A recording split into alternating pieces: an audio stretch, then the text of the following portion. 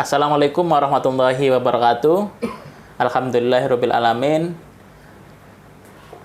Kita hari ini telah memasuki bulan Syawal, di mana kita telah masuk Hari Raya Idul Fitri. Kami dari Forkom Jurnalis Nahdien mengucapkan selamat Hari Raya Idul Fitri 1443 Hijriah.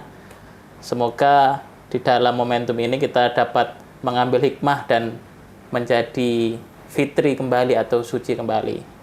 Dalam edisi keempat dari podcast Jurnalis Nahdien Official, kita kedatangan tokoh yang sangat luar biasa.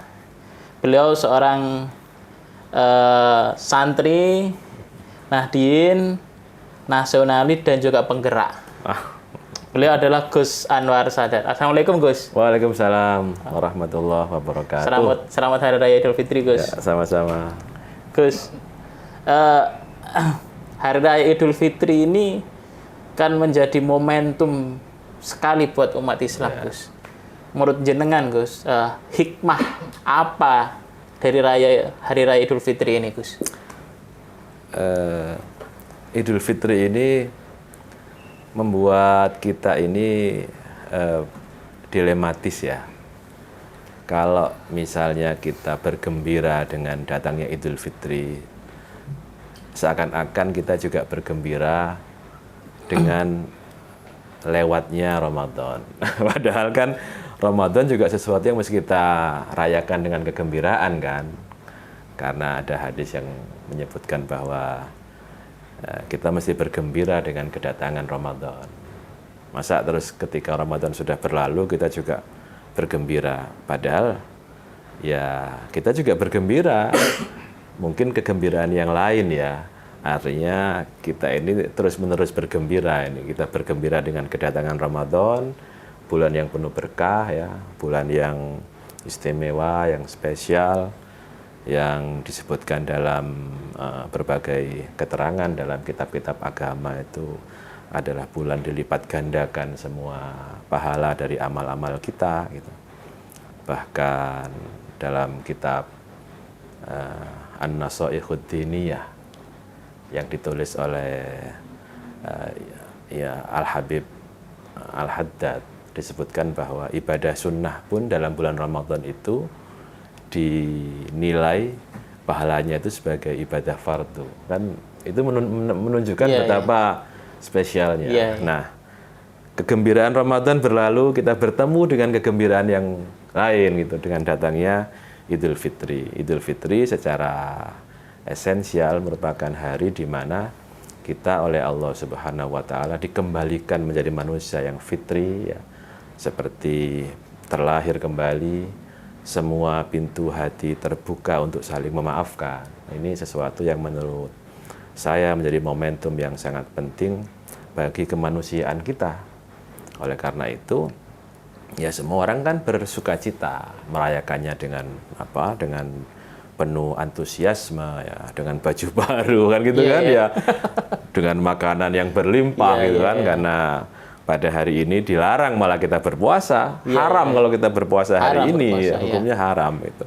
Kenapa? Karena untuk menunjukkan bahwa hari ini adalah hari yang tepat bagi kita semua untuk bergembira. Luar biasa sekali. Jadi sahabat jurnalis Nahdien, beliau ini Gus Sadat ini tokoh di Jawa Timur. Beliau ini wakil ketua DPRD Jawa Timur dan juga ketua DPD Gerindra Jawa Timur, Gus ya? Iya. Gus, menyambut tadi soal Hari Raya Idul Fitri.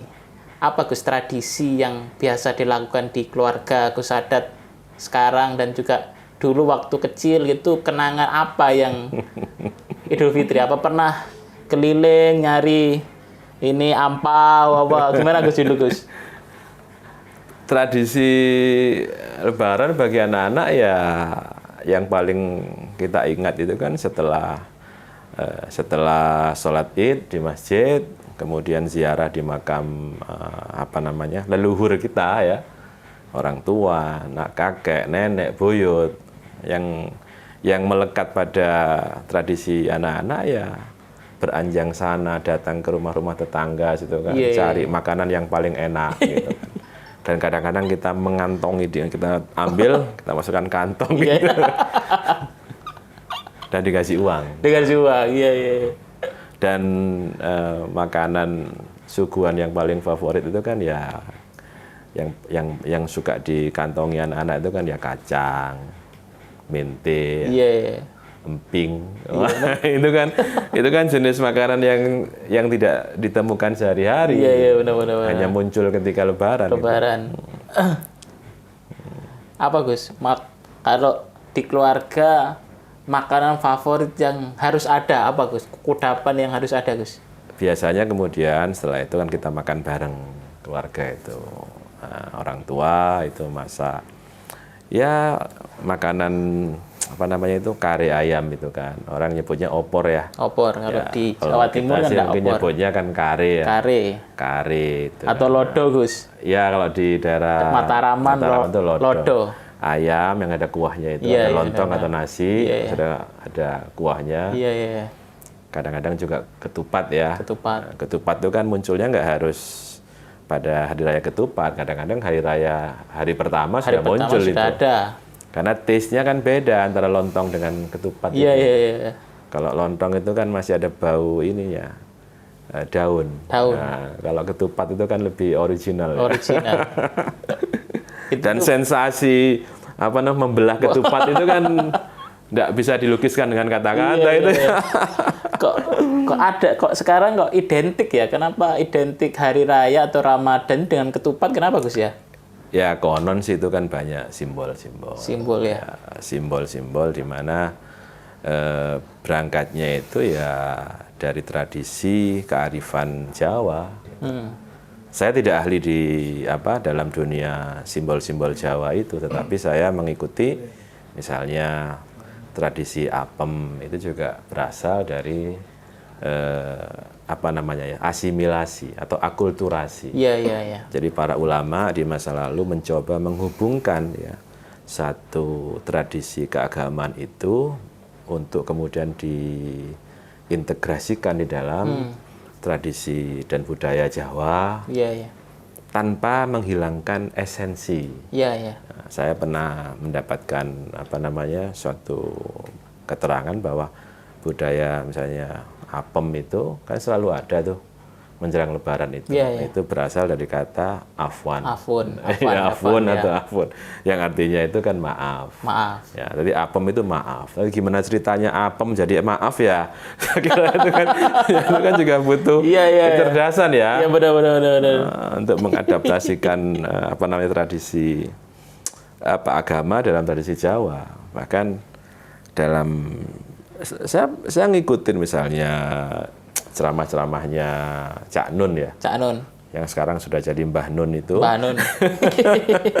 Bahwa sebenarnya saking halusnya dakwahnya Wali Songo dulu sebenarnya secara tradisi itu sudah selaras dengan nilai-nilai agama. Tinggal syahadatnya saja yang belum. Syahadatnya aja belum. Tradisinya.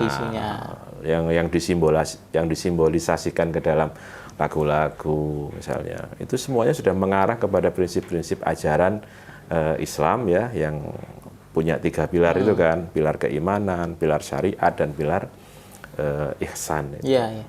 Tapi tinggal syahadatnya saja. Saking saking halusnya metode berdakwah para ulama di masa lalu, tokoh-tokoh penyebar agama, sehingga masuk dalam kultur, dalam tradisi bangsa Indonesia. Nah, menurut saya ini bentuk kearifan ya. Bentuk kearifan. Yang kita sebagai Nahdliyin ya harus mengambil kearifan itu, karena itu simbol-simbol yang sekarang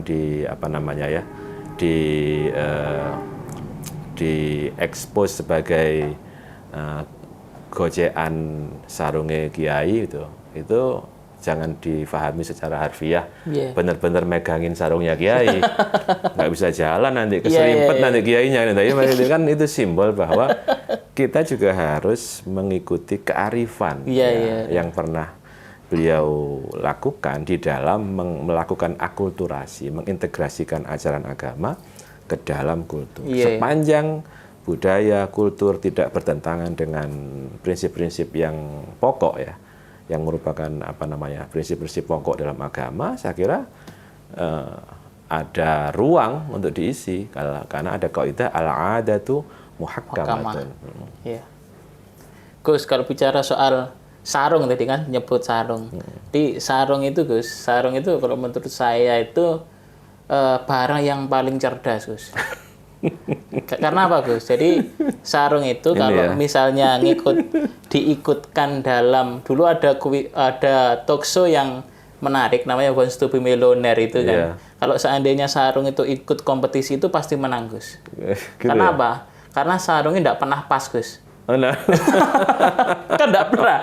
Sarung pas ini kan tidak pernah Gus. Jadi sarung itu luar biasa. Jadi bisa menjawab pertanyaan Gus. Gus, ini lagi Gus. Iya. Kalau hari raya itu kan pasti identik dengan silaturahim. Iya. Apa kiai? Dengan kan saya amati kan sering ke tokoh-tokoh, hampir ke setiap daerah itu kan pasti mampir ke tokoh ulama khususnya Gus. Menurut jenengan yang menjadi inspirator sampai saat ini itu siapa Gus? Kiai kalau menyebutkan. Ya banyak lah ya. Menurut saya banyak, karena gini, kita sering menemukan hikmah ya. Hikmah itu kan wisdom ya. Kalau dalam tradisi filsafat itu namanya wisdom. Hikmah itu kita bisa temukan dari manapun. Dan tempat hikmah yang paling banyak itu akan kita temukan pada orang-orang yang telah sampai pada suatu makom ya, atau kondisi spiritual yang sudah mumpuni. Dan itulah yang kita cari, kata-kata bijak. Gitu. Karena al-hikmatu dolatul mu'min, kan gitu. Ada ungkapan seperti itu, bahwa hikmah itu atau wisdom itu adalah barang yang hilang dari di antara kita. Nah, kadang-kadang apa yang kita lakukan seringkali mungkin benar secara legal, tetapi tidak bijak. Kan sering kita katakan seperti itu kan. Nah, dari kiai-kiai yang kita kunjungi itu, kita ingin menemukan suatu keseimbangan antara ya benar juga bijak. Bener tur pener gitu bahasanya, bahasa Jawanya itu. Tidak selalu yang benar itu bijak.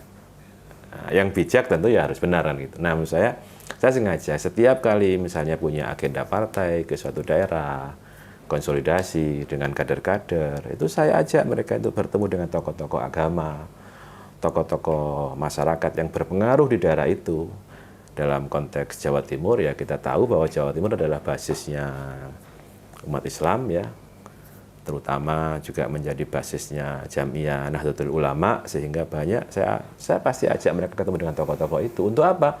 Untuk mendapatkan suatu ya pandangan-pandangan, arahan-arahan yang bijak, yang sangat diperlukan di dalam mengelola keberlangsungan hidup berorganisasi. Dan menurut saya itu penting.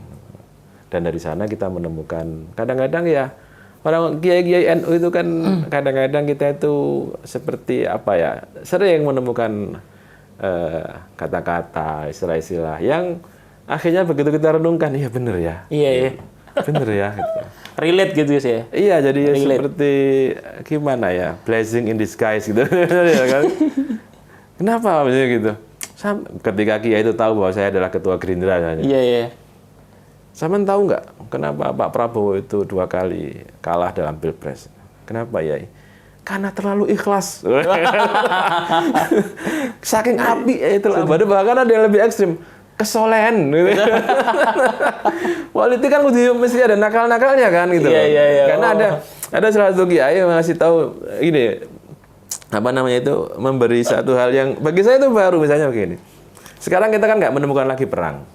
Perang dalam pengertian fisik mungkin sudah ya, ancaman terhadap perang masih ada, tapi faktanya nggak ada perang. Karena itu beliau memberi nasihat kepada saya bahwa as-siyasatu badalul harbi. bahwa politik itu adalah gantinya perang. Gantinya perang. Ya. Wal harbu akhda'un. Sedangkan perang itu penuh dengan tipuan-tipuan. Nah. Itu bukan tipuan satu, akhda'un jamaknya khada' itu. Jadi penuh dengan tipuan. Artinya ya. Mungkin itu konteksnya. Jadi kalau berpolitik itu ya jangan lurus-lurusan gitu loh. Ya kudu ono nakal-nakal didi. Makanya Pak Prabowo kalah itu karena kurang nakal gitu. Iya. Siap. Nanti kita soal Pak Ini disensor nggak ini? Oh, nanti soal Pak Prabowo kita bahas agak akhir. Iya. Ya. Sekarang Gus. Jenengan ini kan santri. Ya. Kadang-kadang kita tahu politik ini erat dengan hal-hal yang menghalalkan semua cara. Kayak misal teorinya Machiavelli yang menyebutkan bahwa ya menghalalkan semua cara untuk meraih kekuasaan. Kenapa memilih jalur politik untuk perjuangan? Kan ini tempat yang banyak orang menganggap politik ini kotor. Kenapa santri dan juga tokoh yang erat dengan Nahdien ini masuk politik dan mewarnai? Kenapa, Gus? Bukan cuma mewarnai, menikmati juga. Menikmati juga. Yaitu pandangan yang orang boleh punya pandangan seperti itu, tetapi bagi santri seperti saya gini, dan ini bukan hanya saya loh ya, saya yakin ini juga menjadi pandangan dari kaum politisi santri yang lain bahwa kita sejak di pesantren diajarkan apa sih gunanya politik itu, apa gunanya kekuasaan misalnya, bahwa dalam suatu perjuangan kekuasaan itu sesuatu yang urgen, sesuatu yang penting. Salah satu bukti betapa pentingnya kekuasaan itu jelas tergambar di dalam, misalnya dalam ayat Al-Quran, ketika dalam suatu kronik sejarah Nabi Daud itu mengalahkan Jalut dalam perang antara David and Goliath gitu kan. Lalu kemudian David mengalahkan Goliath. Fahazamuhum bi'idnillahi wa qatala Dawudu Jaluta wa atahullahul mulka wal hikmata. Kemudian setelah Nabi Daud mengalahkan Jalut, lalu Allah memberikan kepada Nabi Daud itu dua hal. Yang pertama al-mulk, kekuasaan. Yang kedua al-hikmata. Hikmah itu dalam menurut banyak tafsir adalah al-ilmun nafi, ilmu yang bermanfaat. Jadi sebenarnya kekuasaan ya dan ilmu itu sama-sama penting. Sehingga Tuhan merasa perlu memberikan kedua-duanya di dalam diri Nabi Daud sehingga dia menjadi rasul, juga menjadi raja. Dan itu kemudian terimplementasi di dalam banyak kitab-kitab penting yang menjadi rujukan bagi umat Islam di dalam terlibat dalam kegiatan politik. Apa sih tujuannya kekuasaan itu tergambar dengan jelas dalam suatu kitab yang menjadi rujukan penting semua fuqaha, kitab Al-Ahkamus Sultaniyah misalnya, bahwa al-imamatu atau kekuasaan itu ya, al-imamah atau kepemimpinan ya, maudu'atun li khilafatin nubuwah, bahwa kekuasaan itu didesain ya sebagai instrumen untuk menggantikan fungsi-fungsi kenabian. Wow. Ini kan penting ini. Iya. Nggak bisa guyon ini. Gitu. Untuk apa tujuannya? Satu, li hirasatiddin wa siyasatid dunya. Satu, untuk menjaga agama, dan yang kedua untuk mengelola urusan-urusan duniawiyah. Jadi ini sebenarnya sesuatu yang maha penting. Karena itu bagi santri yang menceburkan dirinya dalam dunia politik, maka dia harus menggunakan prinsip ini. Jangan menggunakan prinsip yang disebut Anda tadi itu. Betul kan? Sebagai satu instrumen untuk menjaga kehormatan agama, ya, keberlangsungan agama, dan lain sebagainya. Dan juga jangan lupa siyasatud dunia, mengelola, memanage urusan-urusan kemiskinan, pengangguran, dan lain sebagainya. Saya kira kalau kita memahami ini sebagai suatu konsep, maka saya yakin nggak ada orang yang antipati pada politik. Pasti dia akan merasa bahwa ini sesuatu yang penting yang nggak boleh ditinggalin. Karena politik menjadi cara yang efektif bagi politisi yang benar loh ya. Iya benar. Ya, yang tidak menghalalkan segala cara, yang tidak menggunakan cara-cara yang kotor. Untuk apa? Untuk sebagai alat bagi kita sebagai seorang santri atau sebagai seorang muslim ya, untuk menjaga agama kita. Luar biasa. Ini kajian tingkat tinggi. Kajian tingkat tinggi. Ini maunya diskusi ringan, tapi kok berat gini ya. Tapi luar biasa. Tapi beliau menunjukkan bukan hanya seorang legislator juga, tapi ternyata wawasan soal keilmuan kajian keislamannya luar biasa. Sebenarnya Taraf KMA sudah kiai, tapi karena masih muda jadi kita panggil Gus.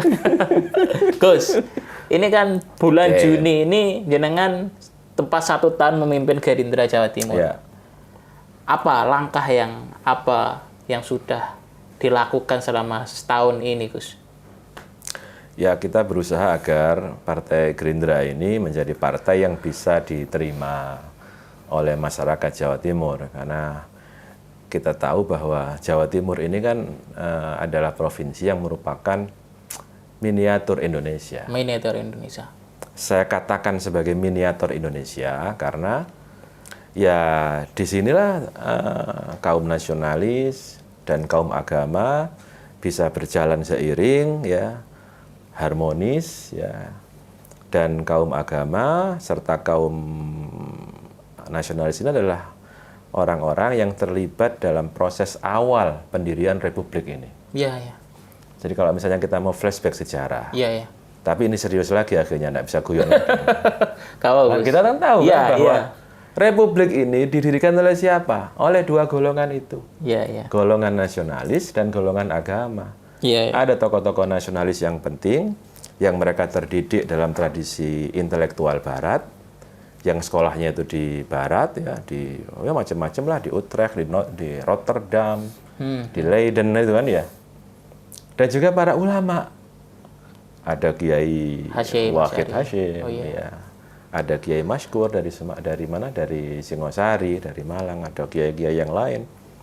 Ada tokoh-tokoh Muhammadiyah, ada tokoh-tokoh Islam dari Jawa Barat yang mereka dididik dalam kultur tradisi intelektual sekolahnya di Timur Tengah, di Hijaz ya waktu itu kan, sebelum ada Saudi Arabia.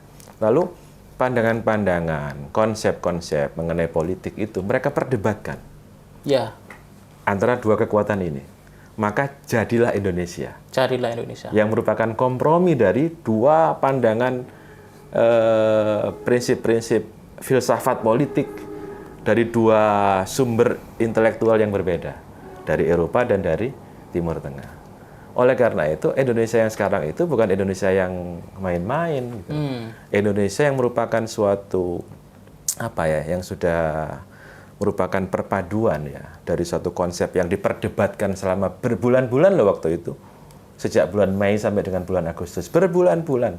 Oleh tokoh-tokoh yang sangat cendekia, oleh tokoh-tokoh yang sangat integritas yang nggak diragukan. Maka jargon NKRI harga mati itu saya kira ya itu sesuatu yang menurut saya pantas untuk kemudian dikampanyekan secara terus-menerus. Kenapa? Karena kita ini adalah pewaris negeri ini. Pewaris negeri ini. Kita inilah ya, ini adalah warisan ya dari tokoh-tokoh ya, panutan kita. Ya. Ya kan? Yang kemudian melahirkan Indonesia. Dan kita sebagai anak cucunya ya saya wajib lah menurut saya melestarikan Indonesia ini. Ya. Karena itu menurut saya pandangan-pandangan yang menganggap bahwa Indonesia ini NKRI ini adalah sesuatu yang tidak lagi sesuai dengan prinsip-prinsip A, prinsip-prinsip B. Saya yakin mereka bukanlah dari kelompok yang secara genealogi punya garis dengan para pendiri bangsa ini. Nggak tahu mereka itu sekolahnya di mana. Itu ya. Bener nggak? Benar. Loh kalau kita kan jelas sekolahnya di mana, di madrasah. Iya, madrasah. Ya. Menurut saya ini sesuatu yang menurut saya penting ya untuk difahami oleh para generasi muda, oleh para milenial ya. Bahwa ini bukan nggak mendirikan Indonesia itu nggak main-main gitu loh. Nggak main-main gitu loh. Dan ini suatu proses yang panjang gitu dengan mempertemukan semua kekuatan elemen bangsa. Karena itu inilah dan ikhtiar terbaik yang pernah dilakukan oleh para founding fathers, oleh para pendiri bangsa ini, yang merupakan gabungan dari dua kekuatan penting, kaum nasionalis dan kaum agama. Kaum agama, religius. Dan apa yang sudah dilakukan Gerindra selama setahun ini, Gus? Kita ingin menampilkan itu. Jadi seperti Bung Karno katakan bahwa Indonesia itu adalah taman sari. Tempat tumbuhnya beraneka ragam bunga warna-warni, kan gitu kan? Nggak bisa kemudian Indonesia itu hanya ditanami oleh satu jenis bunga saja, satu jenis pohon saja. Kita harus menjaga harmoni ya, bahwa dalam taman sari Indonesia ini kaum orang yang dididik dalam tradisi religius yang kuat, agama yang kuat, diberi ruang untuk tumbuh. Di Gerindra. Gerindra memberikan ruang kepada semuanya. Karena itu Gerindra itu ya macam-macam. Ya ada NU-nya, ada Muhammadiyahnya, ya kan? Kalau organisasi ekstra ada PMI-nya, ada HMI-nya, ada GMNI-nya, ada PMKRI, ada GMKI, macam-macam semua. Ada non-Muslim, kita berikan ruang. Dan mereka ya berdinamika dalam organisasi.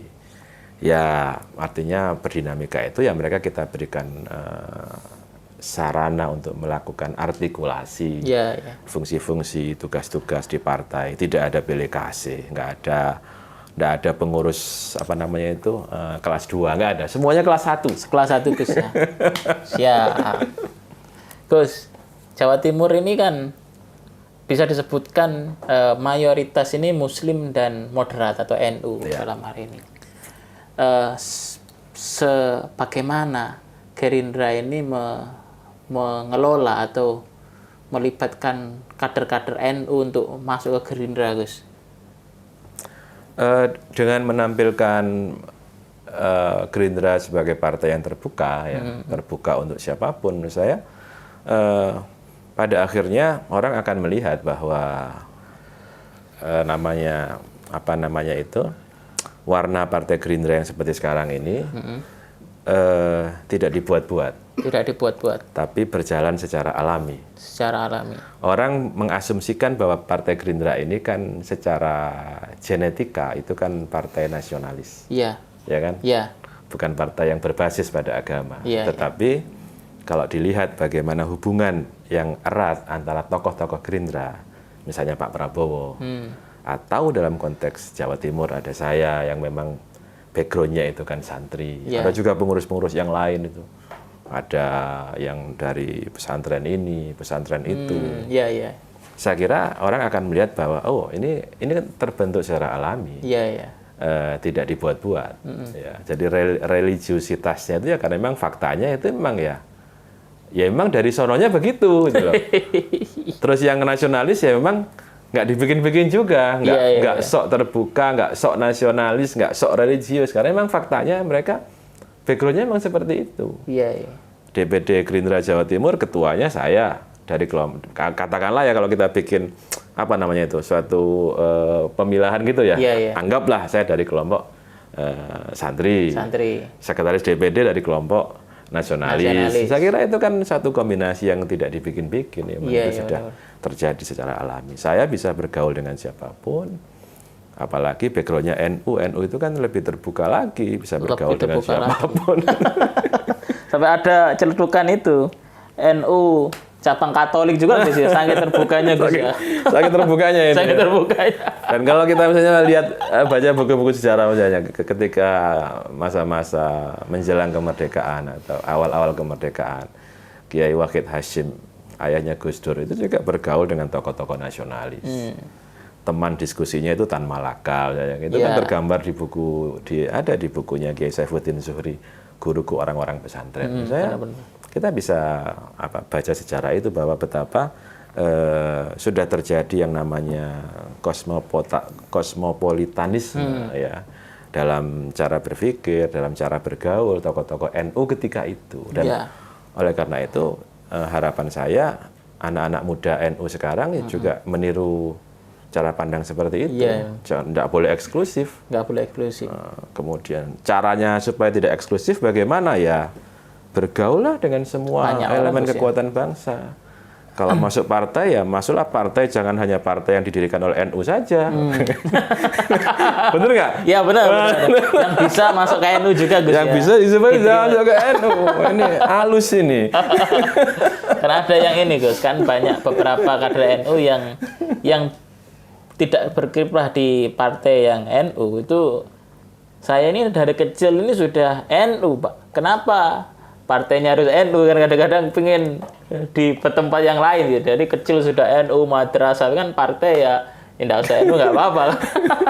supaya berwarna ya hidupnya. Nah, menurut saya itu juga kecenderungan zaman seperti itu, bahwa di era sekarang itu kan sudah politik aliran itu sudah mulai meredup ya, politik identitas itu kan sudah mulai meredup.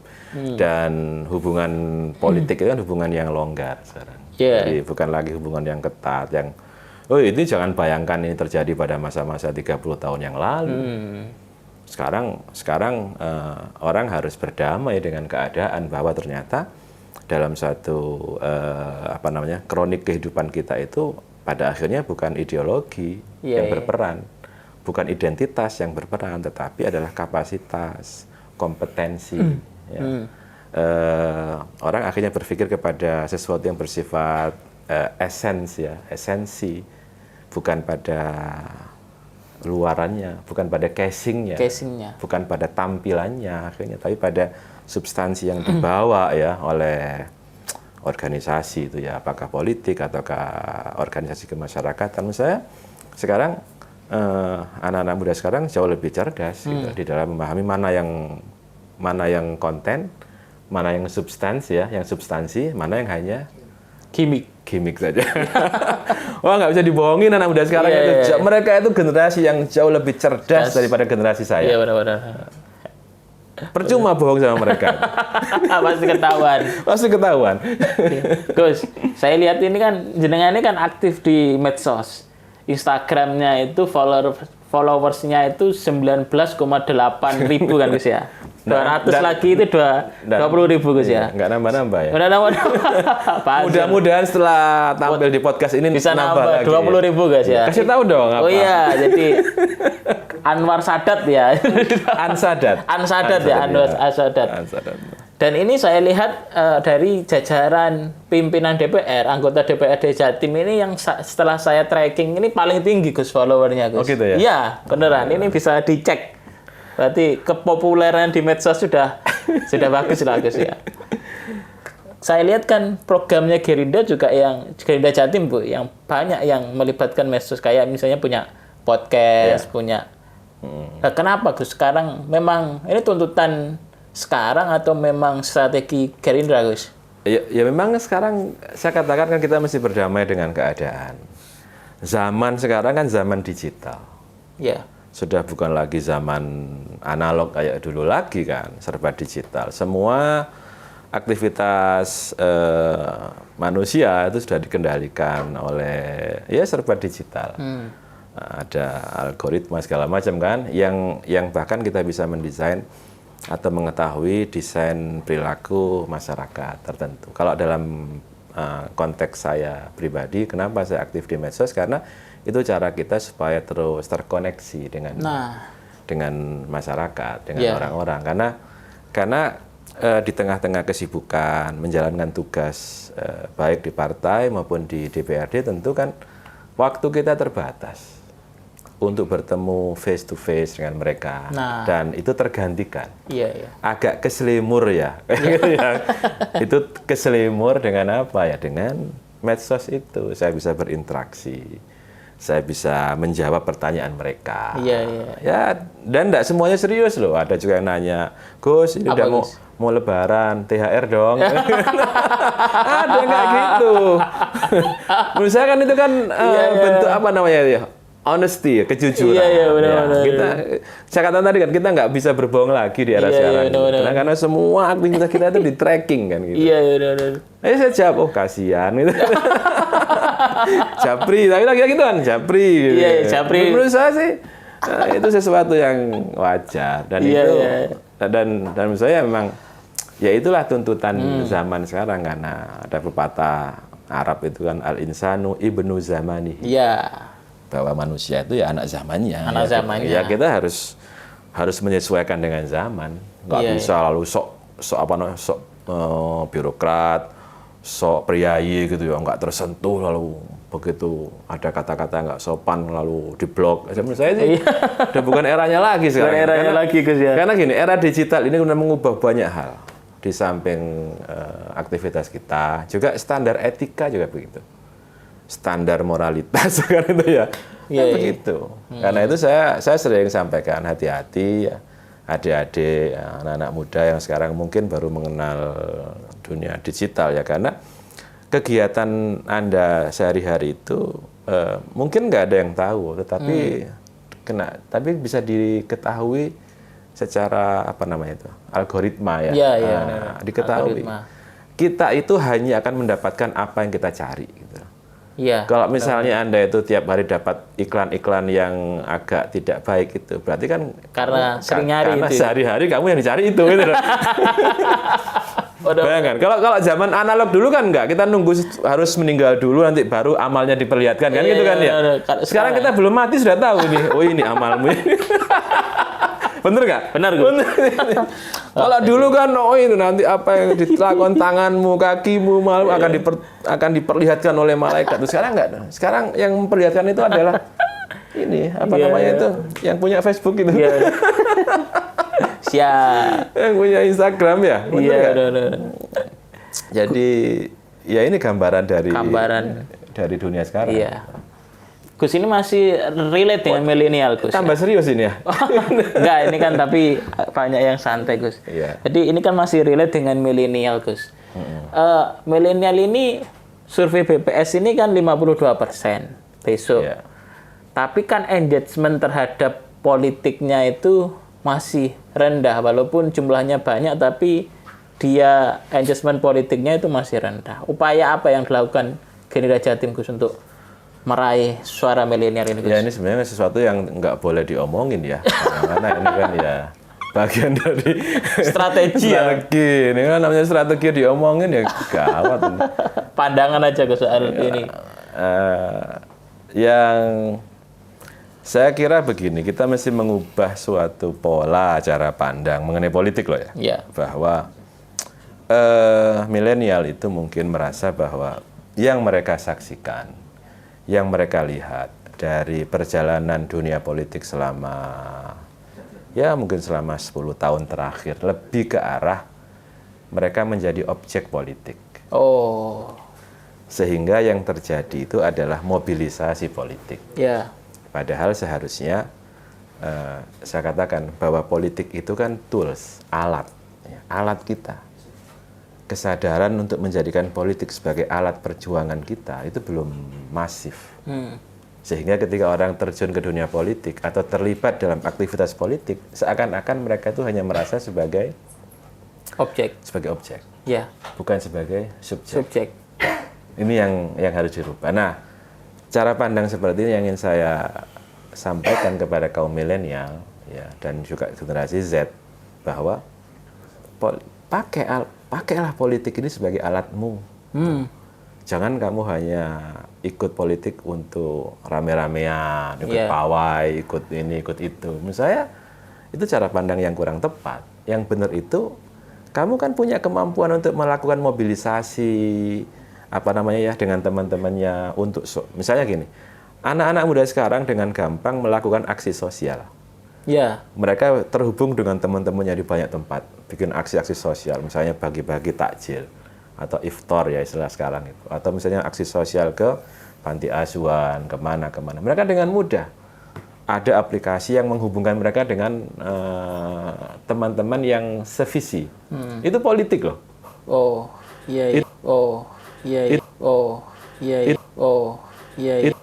Suatu aktivitas yang positif ya. Aksi sosial misalnya itu, tinggal satu strip saja udah bisa diarahkan menjadi satu kegiatan politik sebenarnya. Jadi mereka itu memang mungkin tidak menamai gerakannya sebagai gerakan politik, tetapi aktivitasnya itu sudah politik. Nah inilah yang menurut saya menjadi sesuatu yang bagi saya ini angin segar ya. Saya merasa optimis bahwa sebenarnya akan mulai bergeser dari mobilisasi politik menjadi partisipasi politik. Tinggal memasukkan kesadaran bahwa begitulah cara kerja politik memang. Hanya mungkin mereka belum menemukan partai politik yang tepat. Nah, saya mau sampaikan, masuklah ke Gerindra. Ya termasuk bikin acara tadarus milenial itu juga Gus ya? Saya kira itu. Bener nggak? Bener. Saya bener terus ya tadi. Gus, ini ada pertanyaan yang saya kira semua orang pengen tahu, Gus. Ini kan sudah momentumnya sudah dekat dengan Pilpres 2024. Pertanyaannya, Pak Prabowo maju lagi nggak, Gus? Oh, maju. Maju, Gus ya? Nggak mikir saya pakai, langsung maju. Karena ini, Gus, tapi ini, waktu Pak Prabowo mau menerima menjadi kabinetnya Pak Jokowi, sebagai kader yang sudah berjuang luar biasa Pilpres kemarin itu, gimana, Gus? Perasaan ketika melihat Pak Prabowo ternyata ini bergandengan dengan Pak Jokowi. Ini satu pemahaman yang mesti difahami dan semua kader Gerindra pasti ngerti bahwa Pilpres itu bukan pertempuran, bukan peperangan, tapi kompetisi. Dalam suatu kompetisi pasti ada yang kalah, ada yang menang. Dan itulah yang kemudian kami merasa sangat yakin bahwa Pak Prabowo adalah figur yang sangat nasionalis, menjaga kepentingan bangsa dan negara.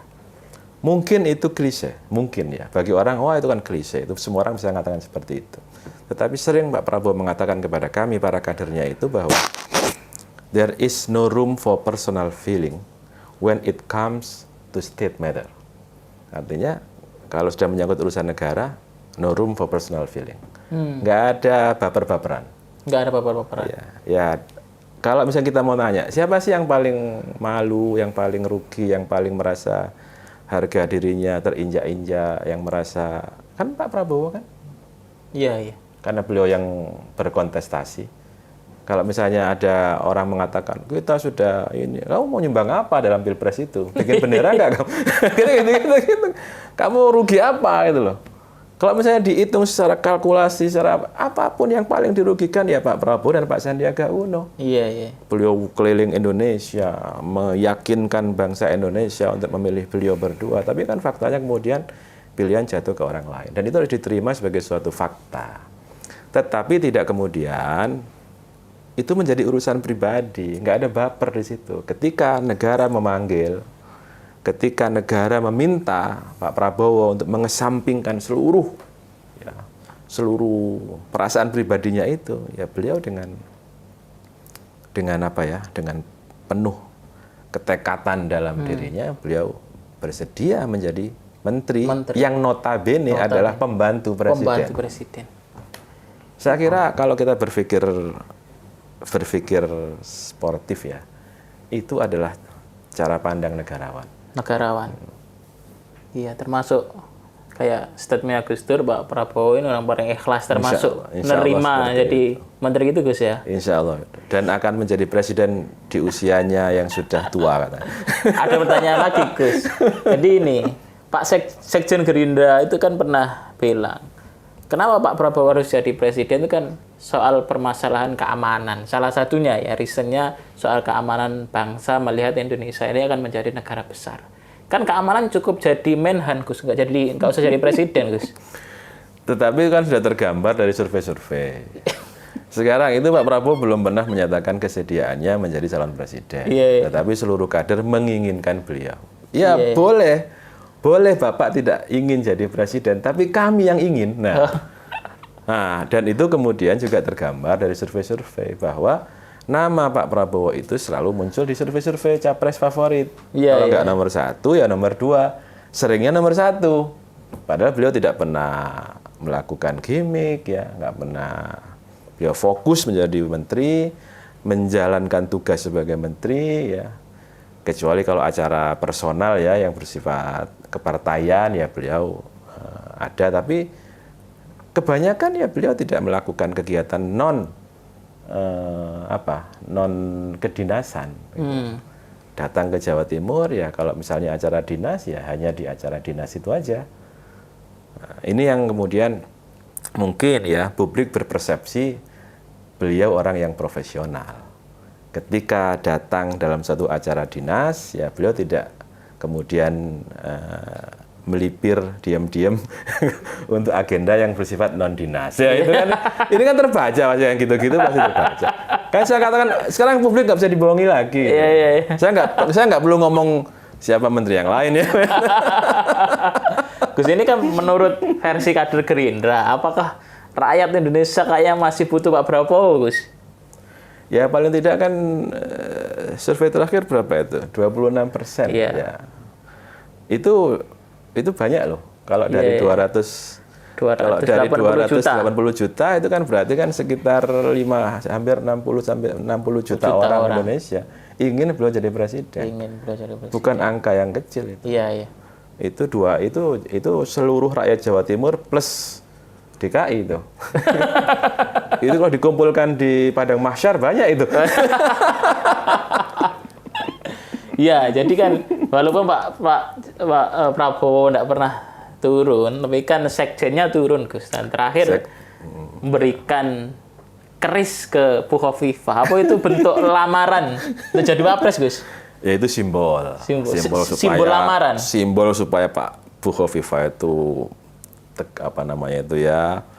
sebagai kepala daerah itu benar-benar kesatria gitu kan ya. Gitu. Ya, punya konfidensi ya, punya kepercayaan diri, bersikap kesatria untuk membawa rakyat Jawa Timur keluar dari krisis pandemi ini kan gitu kan. Saya kira lebih kepada support dan dorongan moral. Iya, berarti belum ada arah pilpres, Gus ya. Itu mungkin bisa ke sana. Mungkin bisa. Tetap ada kemungkinan. Iya. Tetap ada kemungkinan saya kira. Oke. Luar biasa. Jadi Ketua DPW Gerindra sudah yakin Pak Prabowo ini akan maju pilpres lagi. Kita akan buktikan besok ya, kalau benar-benar kita akan podcast lagi, Gus. Kita bicara soal Pak Prabowo. Gus, ini kan mungkin closing statement untuk arek-arek milenial ini, Gus. Apa pesan untuk mereka, Gus? Milenial sekarang itu memiliki kelebihan dibandingkan dengan era sebelumnya. Mereka punya 4C saya katakan. Mereka punya kreativitas ya, creativity, dia punya curiosity, rasa ingin tahu yang tinggi kan gitu. Karena itu kan tergambar dari mereka itu buka web itu kan bisa dihitung. Misalnya buka YouTube kan hanya berapa detik itu, langsung ganti lagi. Artinya memang dia ingin tahu lebih banyak hal, bukan sekedar yang itu saja. Mereka lebih communicate ya, lebih mudah berkomunikasi dengan orang lain karena kemampuan bahasa mereka lebih baik dari kita. Anak-anak kita sekarang itu kan lebih baik dalam berbahasa asing. Iya. Dulu kita itu kan susah ya, mungkin bahasa Inggris pasti jelek nilainya, tapi anak-anak sekarang relatif lebih mudah, artinya lebih communicate ya. Dan kolaboratif, mereka lebih mudah, dan itu tergambar dari misalnya banyak sekarang itu aplikasi-aplikasi yang mengarah kepada bagaimana mereka itu bisa berkolaborasi dengan menggunakan misalnya ketika akan mengadakan aksi sosial di mana itu di post ya, di mana di Instagram atau di Twitter atau mungkin aplikasi seperti Kitabisa segala macam itu kan yang merupakan platform aksi sosial. Itu kan tidak terbayangkan itu terjadi pada masa lalu, tapi sekarang mereka bisa. Artinya gunakan semua itu sebagai instrumen mereka untuk melakukan aktivitas positif ya. Dan saya berharap mereka lah yang nantinya bisa mengisi pos-pos penting dalam politik. Ya. Karena dunia politik ini butuh orang-orang yang tadi itu, yang kreatif ya, yang punya curiosity yang tinggi, yang communicate. Ya, dan bisa berkolaborasi. Ini yang menurut saya penting, kolaborasi dengan menanggalkan skat-skat primordialisme. Dan ini penting bagi saya, itu bukan sekedar jargon. Tirulah kepada para pendiri bangsa ini. Mereka bukan hanya politikus murni, tetapi mereka adalah intelektual. Itu kuncinya. Iya. Banyak yang sekarang politisi yang tidak terlalu banyak intelektualnya juga, Gus. Partai Gerindra memiliki concern gitu loh ya. Supaya politik ini di masa depan lebih baik lagi, maka harus diisi oleh orang-orang yang pinter, yang kreatif ya, yang berpikir progresif dan punya integritas. Iya, siap. Jangan ragu-ragu. Belum kampanye Gus ini, Gus ya. Terima kasih Gus Sadat atas waktunya dan berbagi banyak inspirasi yang kita dapat dari beliau, tokoh Jawa Timur, Gus. Apa sudah tokoh nasional, Gus ya? tokoh Jawa Timur juga tokoh nasional. Semoga tetap sehat, Gus. Amin. Karena memimpin partai yang sangat luar biasa, partai besar, diberikan kekuatan untuk bisa terus beraktivitas, Gus. Sekian teman-teman rekan-rekan jurnalis Nahdien Official. Kita akan berjumpa lagi di episode selanjutnya. Terakhir dari saya, Wallahu muwaffiq ila aqwamit thoriq. Wassalamualaikum warahmatullahi wabarakatuh. Waalaikumsalam warahmatullahi wabarakatuh.